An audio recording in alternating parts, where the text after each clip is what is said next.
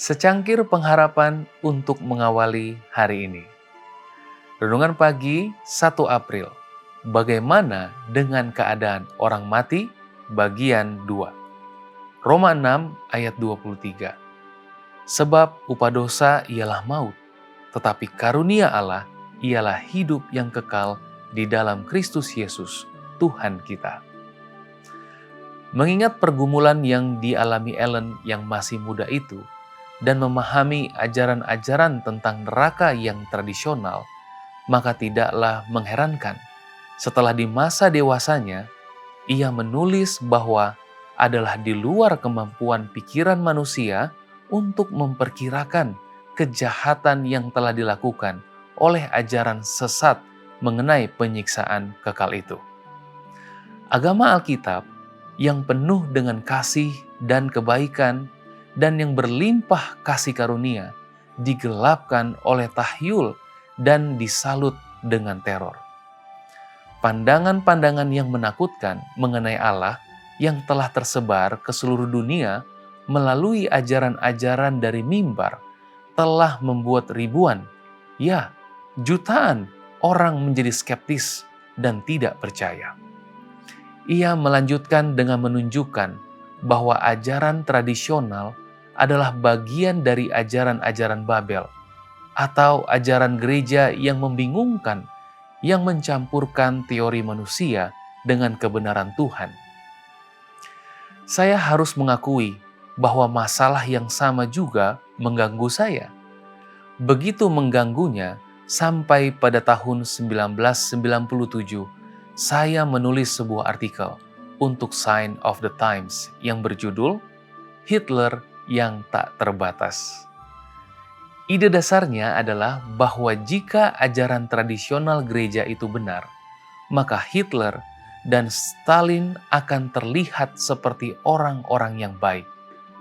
Bagaimanapun, korban-korban mereka akhirnya meninggal, sedangkan Tuhan dapat membakar mereka dalam penderitaan yang tak henti-hentinya dirasakan sepanjang zaman kekekalan.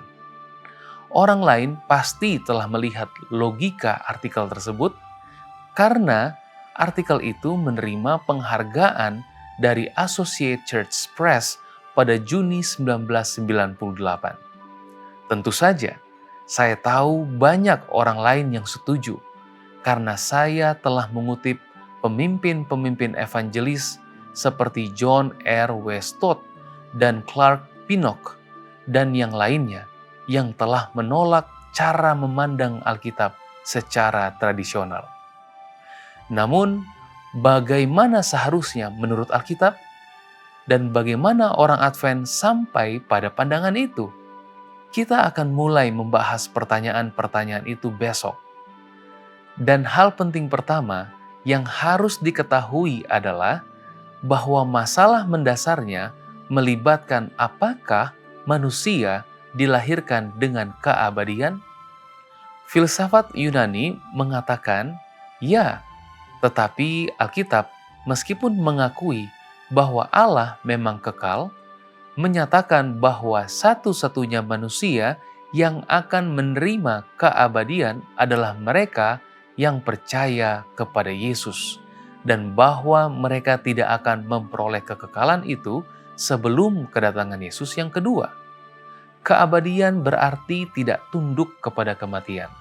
Jadi, jika orang jahat memiliki keabadian, maka menurut definisi ini, mereka akan hidup dalam kejahatan sampai selama-lamanya.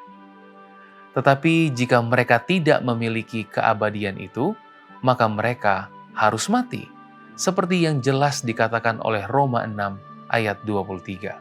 Tidak ada pilihan lain. Doa kita hari ini, Tuhan, kami bersyukur bahwa Engkau menyediakan karunia keabadian bagi mereka yang percaya kepada Yesus. Dan kami juga bersyukur bahwa dosa dan orang berdosa tidaklah kekal. Amin.